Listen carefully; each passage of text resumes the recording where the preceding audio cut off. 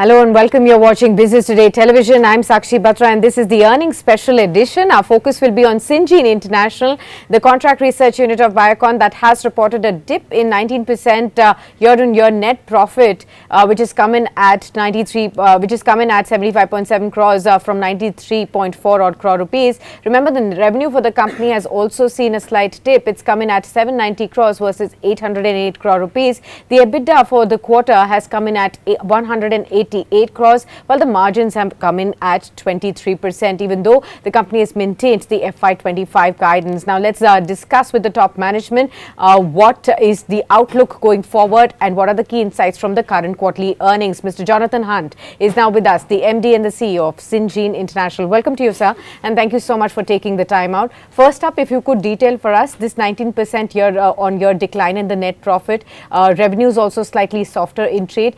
Is the first quarter typically a lean quarter, or are there any specific reasons for this performance? Yeah, I mean, it came in as we expected, and I think it was well flagged at the beginning of the year when we gave our guidance for the year. It came in line with analysts' expectations. And actually, you've got to come out of the P&L really to understand what's going on. If you look then in the broader market, as you know, we're a twin-engine business. Research services is our traditional heartland, and then more recently we've built a development manufacturing CDMO. It's been a tough 18 months in biotech in the US in terms of the funding environment. And of course, if people are not raising new capital, they can't spend it. So you've seen that play out last year. Actually, we were particularly resilient last year. We didn't really get impacted. Towards the back end of last year and into this first quarter, we expected to see some sort of slowdown. It's exactly what's happened. The good news, though, is if you look at the leading indicators, new capital raising, new capital formation in the US biotech sector, it's returned back to pre-pandemic levels. So they've had a real rebound over the last 6 months. The first quarter this year was one of the strongest we've seen in, 12, 14 quarters. So good capital formation, good capital flows. As they raise that money, then they start the process of thinking about spending it, which is why we're indicating that we think the second half of this year should be a stronger environment and we should see a good return to growth. So pretty much the low point first quarter. We think the second quarter will be similar. It'll be, relatively low growth, flattish. And then the second half of the year should really start to pick up. And you'll see that sequential improvement in the business, revenue through the margins, all the way through to profit. So we maintained our guidance. We think we'll grow for the full year. We think we'll deliver good EBITDA margins and a decent profit performance. Yes, let me just ask you on the EBITDA margins that's contracted by 500 basis points, sir, to 21.5%. So for the rest of the quarters, what is going to be the trajectory and any band that you can share for the entire fiscal year? Yeah, I mean, we said the margin should be back to a similar level to last year for the full year, which implies up in the high 20s. So the 22% that we had this quarter feels like the low point, and it should sequentially build from here. It's just operating leverage. We had a relatively soft top-line performance. We predicted that. That's what came to pass. But we continue to invest because I think that it's the strategic environment is the more interesting one. The lead indicators show that we're seeing a marked step up in the number of RFP requests, new client opportunities coming through. Actually, we had the best first quarter we've had in about 4 years on new business wins. And we're starting to see a lot more of that geopolitical restructuring. People are no longer talking about it. They're now getting on planes and coming to India and seeing what infrastructure we've got, what capabilities. And I think that's a good environment to be in. So client visits are up strongly. RFP wins in the first quarter were really healthy. All predicts for a better environment towards the end of this year.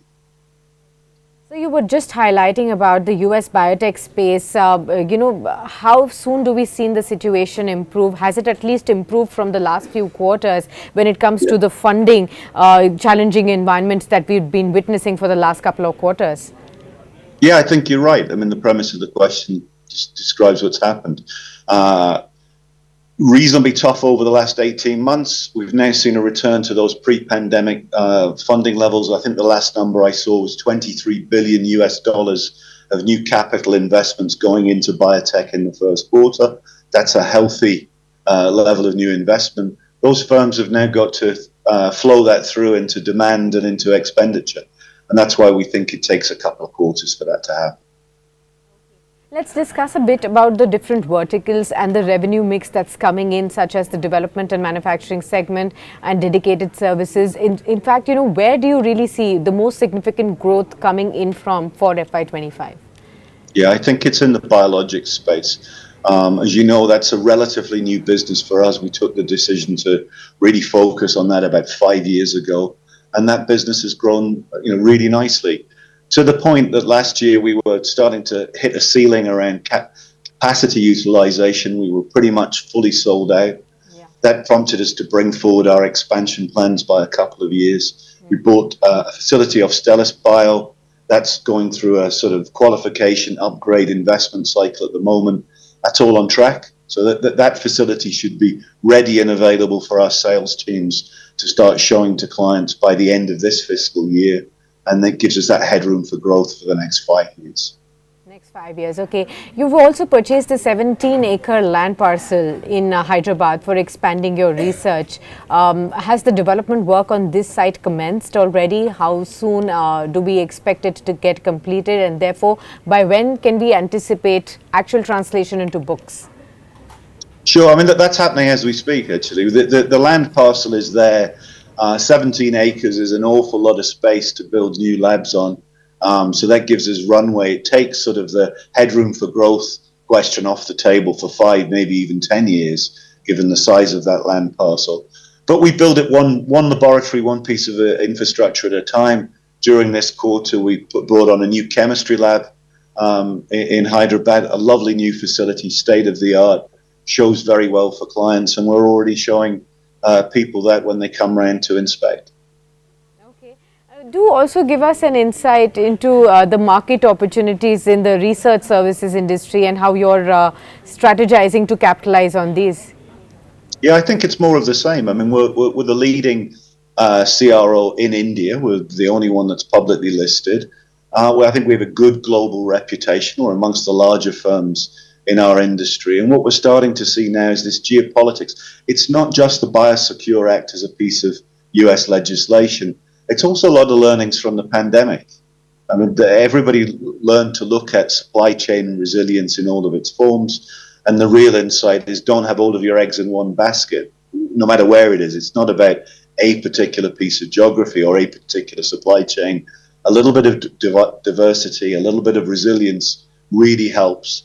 And I think that's an opportunity for us as a company, and I think it's an opportunity for India and the Indian CROs and CDMOs to really step up, because the market's looking for choice. It's looking for places beyond China. There's some super firms in China, but you don't want everything in one place is the lesson from the pandemic, and the geopolitics around the Biosecure Act maybe accelerates the rate at which people are looking at that. And that's a trend, I think, for the next 5 years.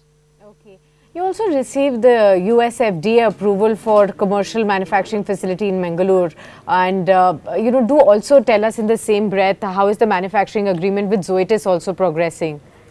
Yeah, the Zoetis thing's absolutely on track. I mean, we're starting to deliver like clockwork there. Very happy with the performance of the team. We're seeing some good productivity improvements within that, so we're happy. I think the client's pretty happy with that delivery. And then the FDA inspection for Mangalore, just a big check mark. It's a real endorsement of the infrastructure we've built and the operating environment we've created. And that's a key bit of selling that sort of service. First question that any client's going to ask is, what do the regulators think of your operations? And therefore, you need to get those positive endorsements. Are there any new partnerships or acquisition plans on the radar that the company has for FY25?